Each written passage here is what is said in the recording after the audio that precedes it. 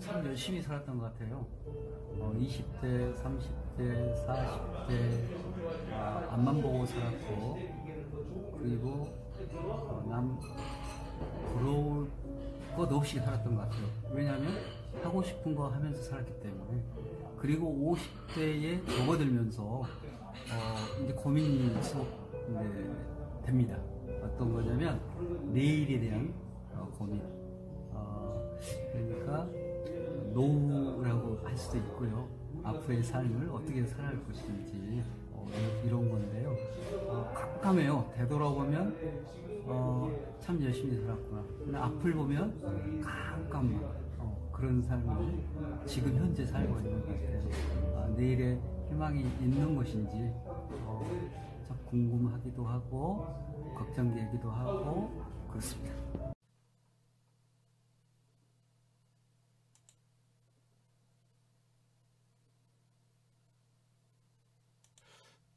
녹화를 진행하면서 고향 친구 얘기를 했죠. 그 고종 황제 시대를 살았던 할머니 얘기를 했는데, 녹화를 마치고 났는데 그 친구 부고가 왔어요. 너무나 젊은 나이에 떠났죠. 가슴이 먹먹해져 왔습니다. 뭔가 그 친구와의 이야기들이 돼야 될 것 같은 이런 생각, 뭔가 이 방송에서 그 친구 이야기를 꺼낸 것이 우연이 아니라는 생각, 이런 생각이 들었습니다. 참 힘들게 살았던 친구예요. 저는 이제 그 아이들에게 미래를 위해 참고 인내하고 투자하는 삶을 살지 말라고 늘 가르칩니다. 이번 한 줄 시가 그렇죠. 기다림, 너무 늦게 깨닫는 허영심이라고 하는 시입니다. 우리가 이제 기다린다고 하는 것이 허영심에 불과하다는 슬프고 막막한 이야기입니다. 선배 이야기도 했고 또 친구 이야기도 했습니다만은 우리는 미래를 위해서 많은 시간들을 보내지만 결국 그것이 우리에게 남겨주는, 우리에게 주는 이 보상은 생각했던 만큼은 아닌 것 같아요. 제가 그 미래를 위해서 투자하고 인내하는 삶을 살지 마라라고 아이들에게 이야기한다고 말씀드렸습니다. 인생을 행복하게 사는 법을 가르칠 때 아이들에게 일러주는 말입니다. 흔히들 밥상머리 교육을 이야기합니다. 특히 교육 철학자들이 그런 얘기를 할 때마다 저는 참 암담함을 느끼곤 합니다. 여러분 기억 속의 밥상은 어떠하셨어요? 저의 밥상은 그다지 행복하지 않았습니다. 늘 그렇듯이 우리 세대 아버지들은 참 그 권위적이고 폭력적이었고 무서웠죠. 그래서 밥상에서 편하게 밥을 먹을 수 없었던 것 같아요. 늘 평가받고 어떤 점수가 매겨지고 그 교육이 이루어지는, 뭐 말이 교육이지 사실은 그 야단 맞는 시간들이죠. 밥을 먹다가 그 매를 맞았던 적도 있는 것 같습니다. 사춘기 때는 그 말대꾸를 했다가 밥상이 그 날아들었던 적도 있습니다. 늘 그 밥상은 엄마의 희생을 전제로 하죠.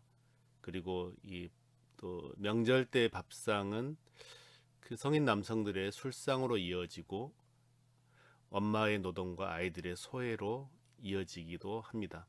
그래서 저는 밥상머리 교육을 선호하지 않습니다. 저는 제가 식사를 준비합니다. 밥상을 제가 준비합니다. 저에게 밥상이 공포의 시간들이었기 때문에 아이들에게는 밥상이 가장 행복한 시간이 되기를 원하기 때문에 요리하는 아빠로 남고자 합니다. 대신 그 함께 준비하는 죄송합니다. 찻상머리에서 대화를 합니다.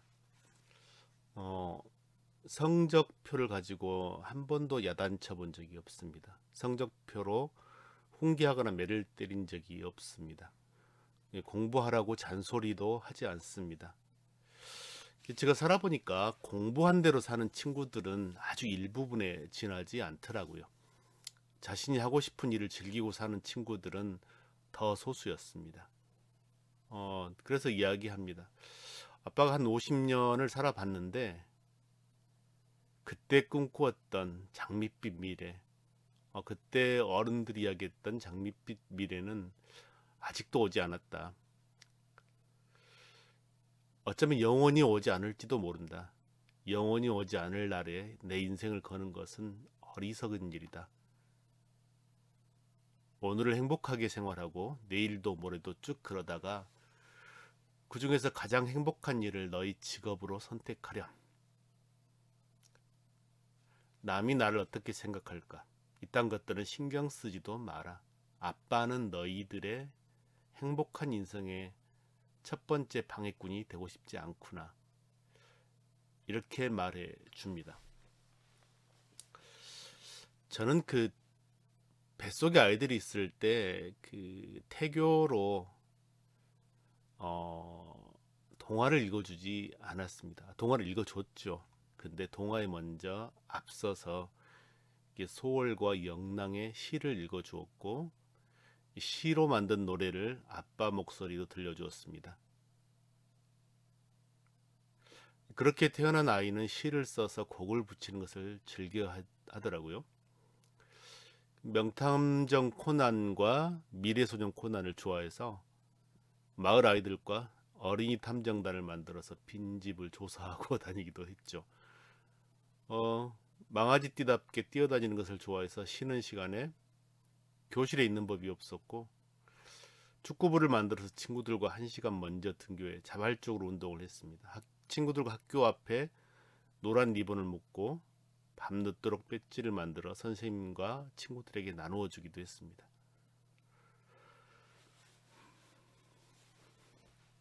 딸아이는 중학생일 때 24명 축구부 중 유일한 여자아이였습니다. 심지어 포지션도 공격형 미드필더였죠. 긴 머리 휘날리며 단독 드리블해서 골대 앞에서 헤딩슛을 했던 이야기를 전해 들었습니다. 사실 속이 상하더라고요. 제가 이제 그 야단 맞아도 어쩔 수 없지만 그래도 이제 세대가 그러기 때문에 그 딸아이가 예쁘게 꾸미고 예쁜 치마를 입고 이제 그런 아이였으면 좋겠다는 생각을 했지요. 근데 딸아이가 이제 많이 씩씩하더라고요. 아빠가 좋아했던 미야자키 하야오 감독을 딸아이도 좋아합니다.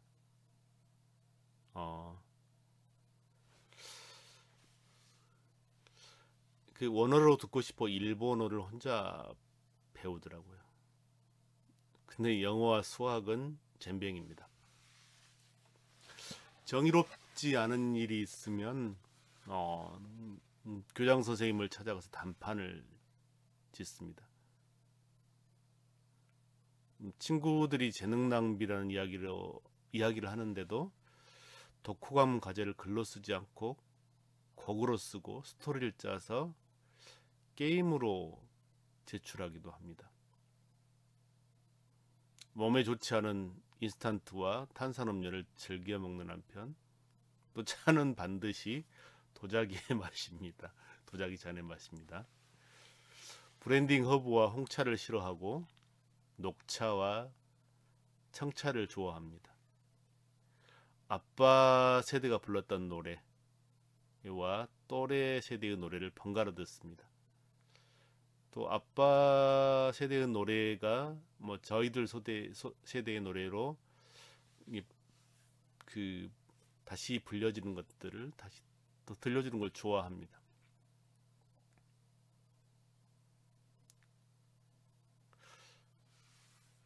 어,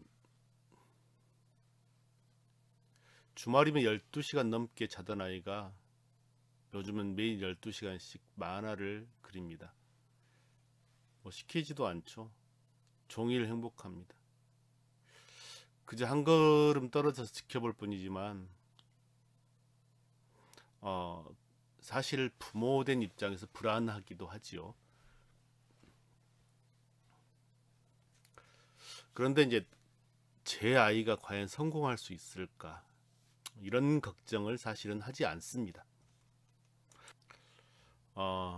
성공한 미래 따위는 없기 때문입니다.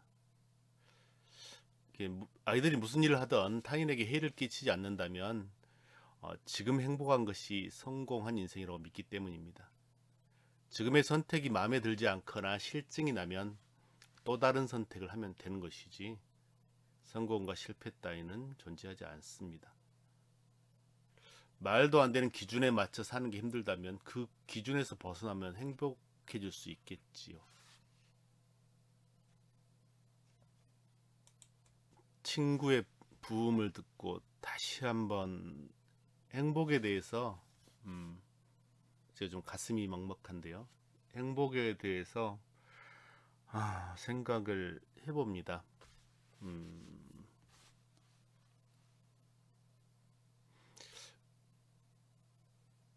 그 친구가 저한테 했던 얘기가 있어요.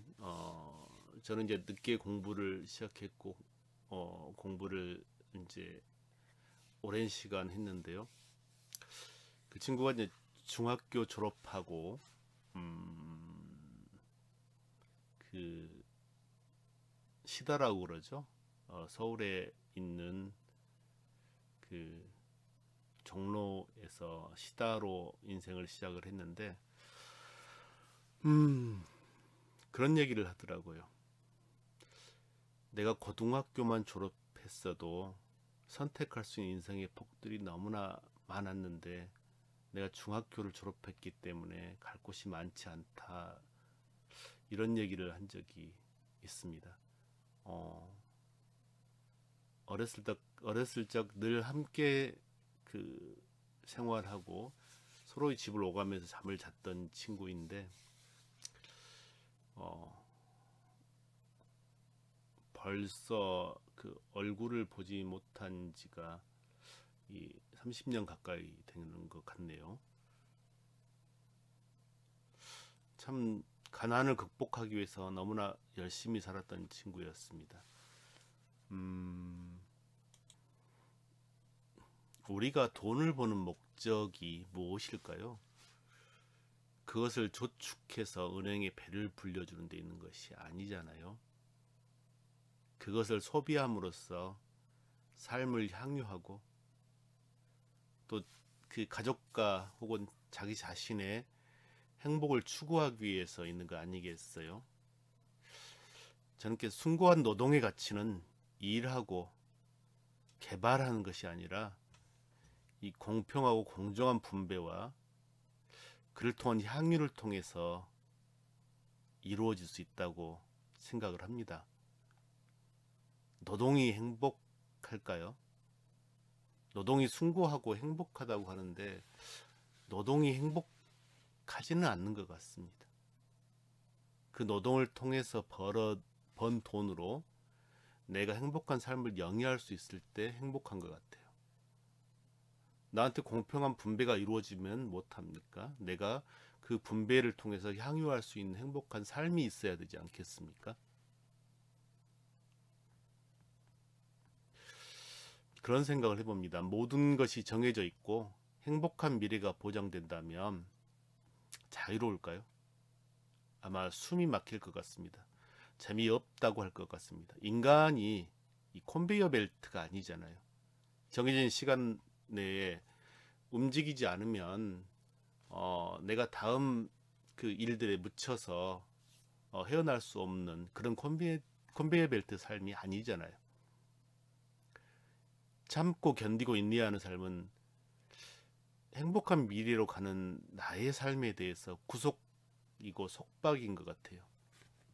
은행의 잔고와 아파트 평수와 이 자동차의 그 배기량, 사회적 지위가 참고 인내하고 순종하고 살아온 삶을 과연 보상해 줄까요? 저는 오늘 그 불확실하기 때문에 자유로울 수 있고 꿈꿀 수 있다는 생각을 해봅니다. 어떤 사회적 통념이 이야기하는 확실한 미래에 대해서 우리가 그 확실한 미래를 위해서 참고 인내하고 견뎠을 때 행복이 될 수 있을까요? 그 불확실성이 오늘 나를 이끌어오는 동력이고 동반자였다는 생각을 해봅니다. 확실성의 우상이 우리를 병들게 해왔던 것 같습니다. 불확실한 미래 때문에 고민하고 걱정하십니까?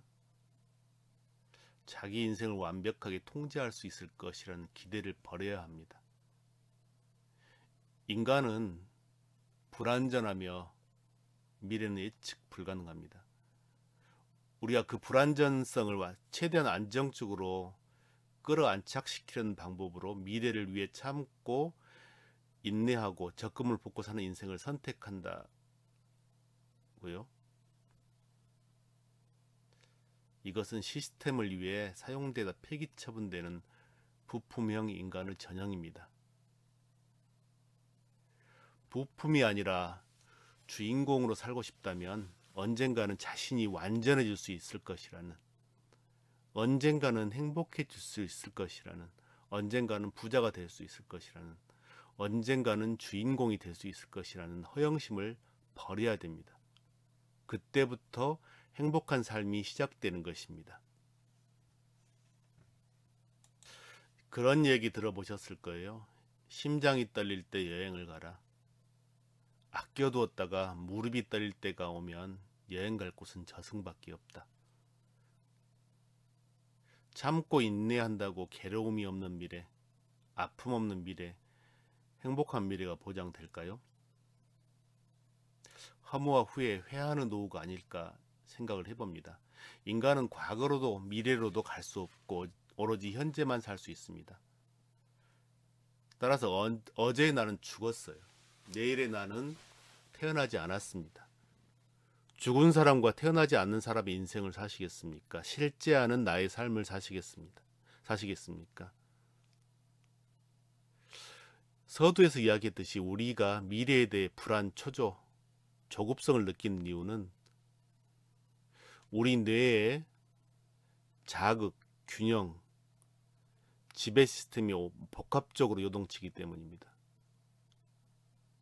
그리고 자본과 신자유주의가 그것의 찌질한 과거, 불확실한 미래라는 불안의 광폭 엔진을 달아놓은 곳입니다.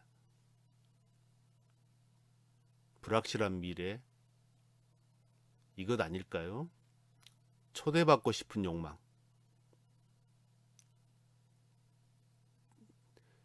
인정받고 기대하는 욕망,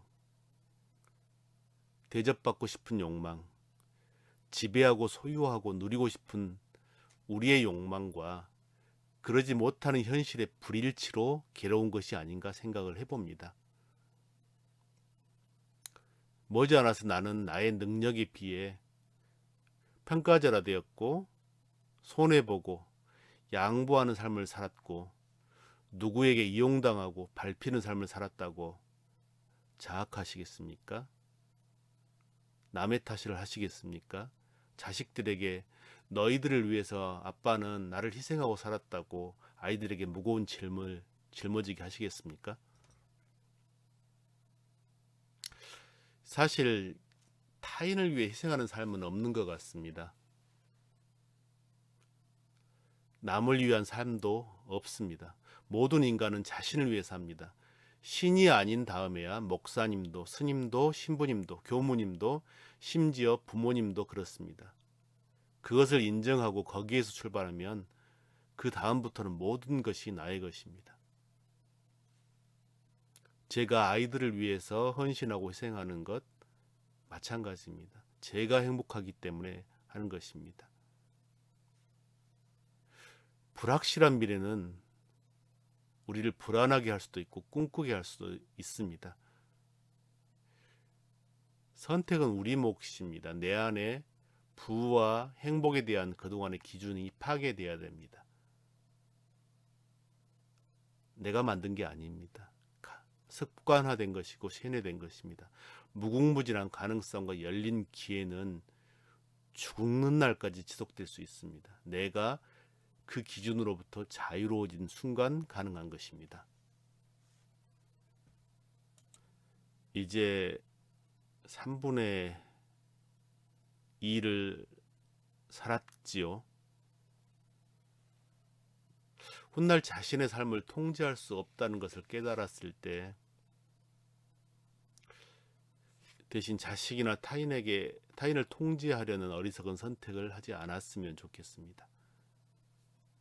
그것은 대리만족일 뿐이죠. 자식에게는 고통의 시간입니다. 사실 우리 부모가 우리에게 그러하지 않았습니까? 우리 부모님 세대가 그러지 않았습니까? 아버지의 역할이 무엇인지, 행복이 무엇인지 가르쳐주지 않았죠. 생존해야만 했기 때문에 우리의 부모님이 그랬다는 건 너무나 잘 알고 있습니다. 너무나 안타깝죠. 너무나 불행한 부모님 세대이죠. 그래서 부모님 세대를 미워할 수 없습니다.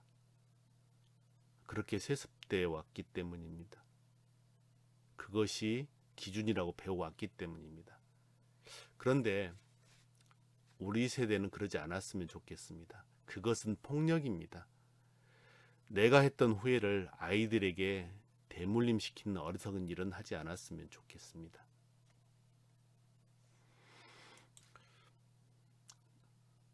당신의 불확실한 미래를 축하합니다. 오늘 방송 마치겠습니다.